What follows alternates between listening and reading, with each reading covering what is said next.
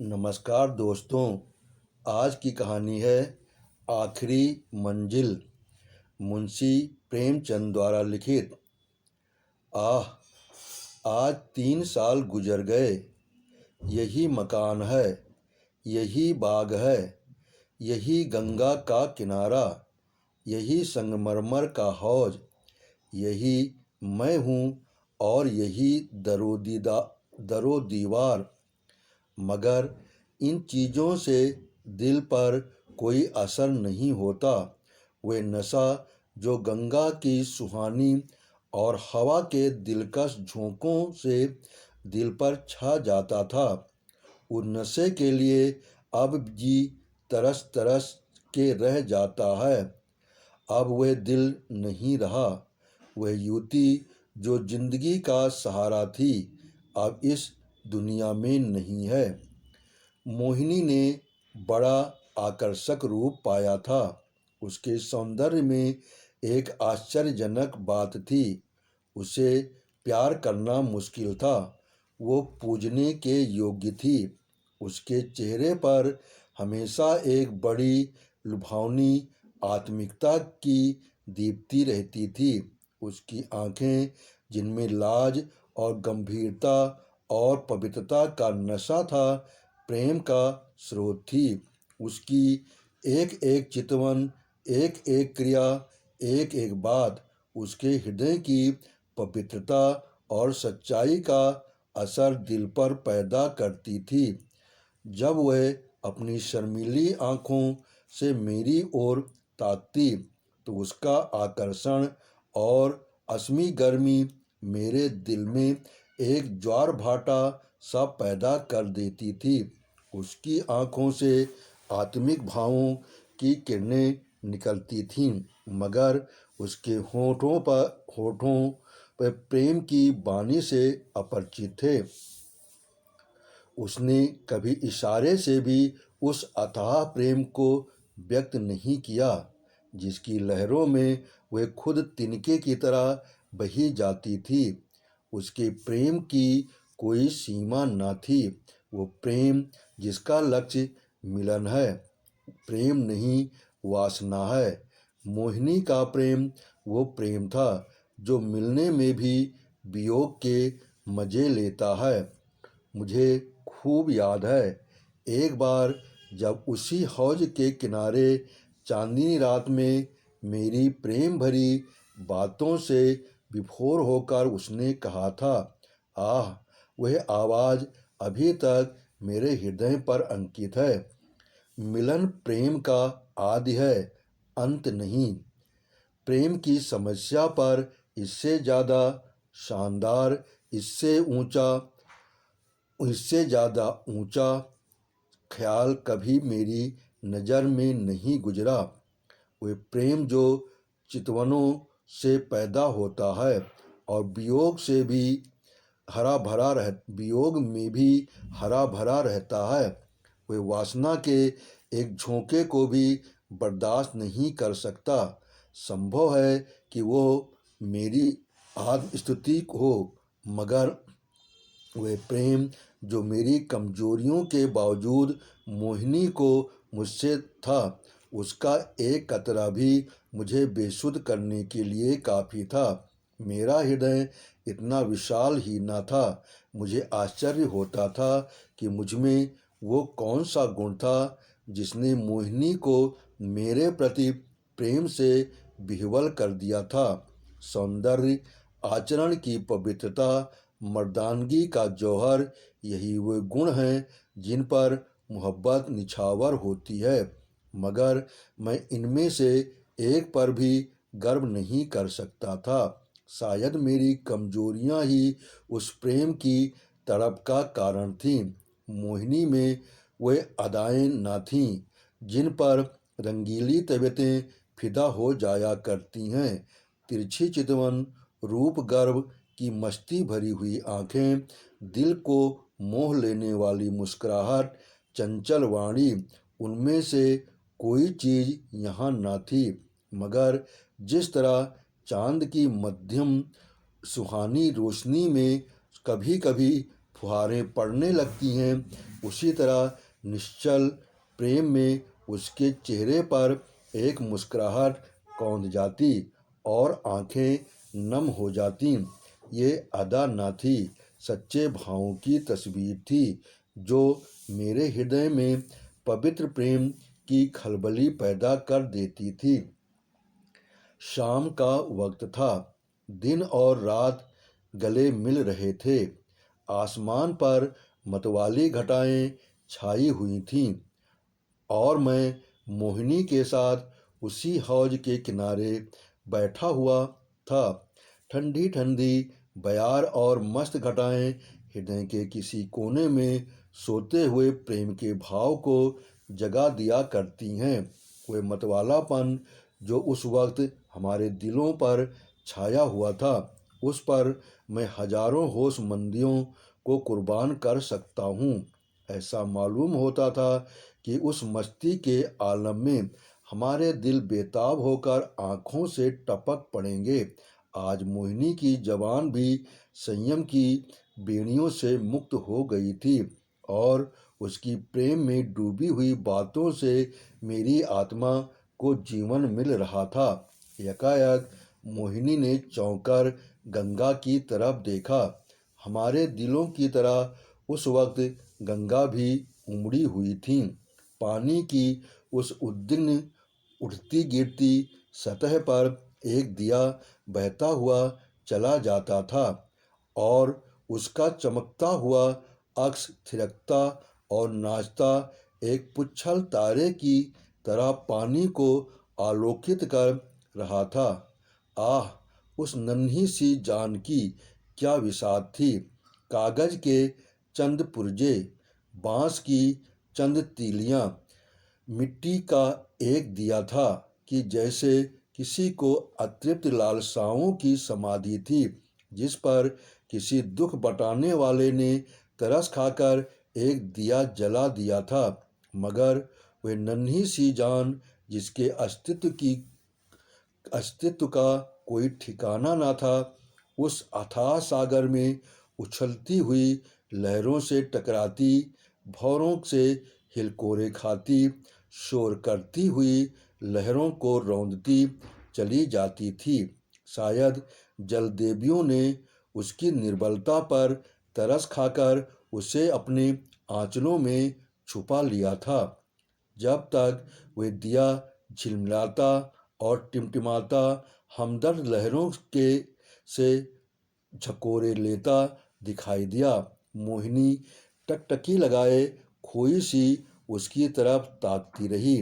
जब वो आँख से ओझल हो गया तो वो बेचैनी से उठ खड़ी हुई और बोली, मैं किनारे पर जाकर उस दिए को देखूंगी।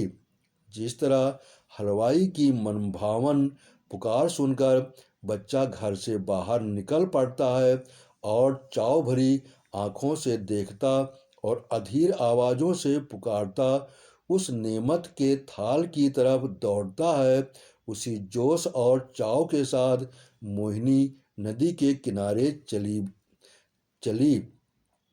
बाग से नदी तक सीढ़ियां बनी हुई थीं। हम दोनों तेजी के साथ नीचे उतरे और किनारे पहुंचते ही मोहिनी ने खुशी के मारे उछलकर जोर से कहा, अभी है, अभी है, देखो वो निकल गया। वो बच्चों का सा उत्साह और उद्विग्न अधीरता जो मोहिनी के चेहरे पर उस समय थी, मुझे कभी ना भूलेगी। मेरे दिल में आवाज़ पैदा हुई, उस दिए से ऐसा हार्दिक संबंध, ऐसी विह्वलता क्यों? मुझ जैसा कवित्वशून्य व्यक्ति उस पहेली को जरा भी न बूझ सका। मेरे हृदय में आशंकाएं पैदा हुईं। अंधेरी रात है, घटाएं उमड़ी हुई, नदी बाढ़ पर, हवा तेज। यहाँ इस वक्त ठहरना ठीक नहीं। मगर मोहिनी वो चाव भरे भोलेपन की तस्वीर उसी दिए की तरफ आंखें लगाए चुपचाप खड़ी थी और वह उदास दिया जो हिलता मचलता चला जाता था, न जाने कहाँ किस देश। मगर थोड़ी देर के लिए वह दिया आंखों से ओझल हो गया। मोहिनी ने निराश स्वर में पूछा, बुझ गया होगा। और इसके पहले कि मैं जवाब दूं, वो उस डोंगी के पास चली गई जिस पर बैठकर हम कभी कभी नदी की सैर किया करते थे, और प्यार से मेरे गले लिपटकर बोली, मैं उस दिए को देखने जाऊंगी कि वह कहाँ जा रहा है, किस देश को। वे कहते कहते मोहिनी ने नाव की रस्सी खोल दी। जिस तरह पेड़ों की डालियां तूफान के झोंकों के झकोले खाती हैं, उसी तरह ये डोंगी डावाडोल हो रही थी। नदी का यह डरावना विस्तार, लहरों की वो भयानक छलांगें, पानी की वे गरजती हुई आवाज़, इस खौफनाक अंधेरे में डोंगी का बेड़ा क्यों कर पार होगा। मेरा दिल बैठ गया। क्या उस अभागे की तलाश में ये कश्ती भी डूबेगी। मगर मोहिनी का दिल उस वक्त उसके बस में ना था। उसी दिए की तरह उसका हृदय भी भावनाओं की विराट लहरें भरी गरजती हुई नदी में बहा जा रहा था। मतवाली घटाएं झुकती चली आती थीं कि जैसे नदी के गले मिलेंगी, और वो काली नदी यूं उठती थी कि जैसे बादलों को छू लेगी। डर के मारे आंखें मूंदी जाती थीं। हम तेजी के साथ उछलते, कगारों के गिरने की आवाज़ें सुनते, काले काले पेड़ों का झूमना देखते चले जाते थे। आबादी पीछे छूट गई। देवताओं को बस्ती से भी आगे निकल गए। यकायक मोहिनी चौंक कर उठ खड़ी हुई और बोली, अभी है, देखो वो जा रहा है। मैंने आंख उठाकर देखा, वो दिया ज्यों का त्यों हिलता मचलता चला जाता था। उस दिए को देखते हुए हम बहुत दूर निकल गए। मोहिनी ने ये राग अलापना शुरू किया, मैं साजन से मिलन चली। कैसा तड़पा देने वाला गीत था, और कैसी दर्द भरी रसीली आवाज़, प्रेम और आंसुओं में डूबी हुई। मोहक गीत में कल्पनाओं को जगाने की बड़ी शक्ति होती है। वह मनुष्य को भौतिक संसार से उठाकर कल्पना लोक में पहुंचा देता है। मेरे मन की आँखों में उस वक्त नदी की पुरशोर लहरें, नदी किनारे की झूमती हुई डालियाँ, सनसनाती हुई हवा, सबने जैसे रूप धर लिया था, और सब की सब तेजी से कदम उठाए चली जाती थीं अपने साजन से मिलने के लिए। उत्कंठा और प्रेम से झूमती हुई ये युवती की धुंधली सपने जैसी तस्वीर हवा में, लहरों में और पेड़ों के झुरमुट में चली जाती दिखाई देती, और कहती थी, साजन से मिलने के लिए। इस गीत ने सारे दृश्य पर उत्कंठा का जादू फूंक दिया। मैं साजन से मिलने चली। साजन वसंत कौन सी नगरी, मैं बौरी ना जानूं, ना मोहे आस मिलन की उससे ऐसी प्रीत भली। मैं साजन से मिलन चली। मोहिनी खामोश हुई तो चारों तरफ सन्नाटा छाया हुआ था, और उस सन्नाटे में एक बहुत मध्यम रसीला स्वप्निम स्वर क्षितिज के उस पार से, या नदी के नीचे से, या हवा के झोंकों के साथ आता हुआ मन के कानों को सुनाई देता था। मैं साजन से मिलन चली। मैं इस गीत से इतना प्रभावित हुआ कि जरा देर के लिए मुझे ख्याल न रहा कि कहाँ हूँ और कहाँ जा रहा हूँ। दिल और दिमाग में वही राग गूंज रहा था। अचानक मोहिनी ने कहा, उस दिए को देखो। मैंने दिए की तरफ देखा। उसकी रोशनी मंद हो गई थी, और आयु की पूंजी खत्म हो चली थी। आखिर वो एक बार जरा भभका, और बुझ गया। जिस तरह पानी की बूंद नदी में गिरकर गायब हो जाती हैं, उसी तरह अंधेरे के फैलाव में उस दिए की हस्ती गायब हो गई। मोहिनी ने धीमे से कहा, अब दिखाई नहीं देता, बुझ गया। ये कहकर उसने एक ठंडी सांस ली। दर्द उमड़ आया, आंसुओं से गला फंस गया। जबान में सिर्फ इतना निकला, क्या यही उसकी आखिरी मंजिल थी? और आंखों से आंसू गिरने लगे। मेरी आंखों के सामने से पर्दा सा हट गया। मोहिनी की बेचैनी और उत्कंठा, अधीरता और उदासी का रहस्य समझ में आ गया, और बरबस मेरी आंखों से भी आंसू की चंद बूंदें टपक पड़ीं। क्या उस शोक भरे, खतरनाक, तूफानी सफ़र की यही आखिरी मंजिल थी? दूसरे दिन मोहिनी उठी तो उसका चेहरा पीला था। उसे रात भर नींद नहीं आई थी। वह कभी स्वभाव की स्थिर थी। रात की उस घटना ने उसके दर्द भरे भावुक हृदय पर बहुत असर पैदा किया था। हंसी उसके होठों पर यूं ही बहुत कम आती थी। हाँ, चेहरा खिला रहता था। आज से वो हंसमुखपन भी विदा हो गया। हरदम चेहरे पर एक उदासी सी छाई रहती, और बातें ऐसी जिससे हृदय छलनी होता था और रोना आता था। मैं उसके दिल को इन ख्यालों से दूर रखने के लिए कई बार हंसाने वाले किस्से लाया, मगर उसने उन्हें खोलकर भी न देखा। हाँ, जब मैं घर पर न होता तो कवि की रचनाएं देखा करती, मगर इसलिए नहीं कि उनके पढ़ने में कोई आनंद मिलता था, बल्कि इसलिए कि उससे रोने के ख्याल मिल जाता था। और वे कविताएं जो उस जमाने में उसने लिखी, दिल से पिघला देने वाले दर्द भरे गीत हैं। कौन ऐसा व्यक्ति है जो उन्हें पढ़कर अपने आंसू रोक लेगा? वो कभी कभी अपनी कविताएं मुझे सुनाती, और जब मैं दर्द में डूबकर उनकी प्रशंसा करता तो मुझे उसकी आंखों में आत्मा के उल्लास का नशा दिखाई पड़ता। हंसी दिल लगी और रंगीनी मुमकिन है कुछ लोगों के दिल पर असर पैदा कर सके, मगर वो कौन सा दिल है जो दर्द के भावों से पिघल न जाएगा? एक रोज़ हम दोनों इसी बाग की सैर कर रहे थे। शाम का वक्त था और चैत का महीना।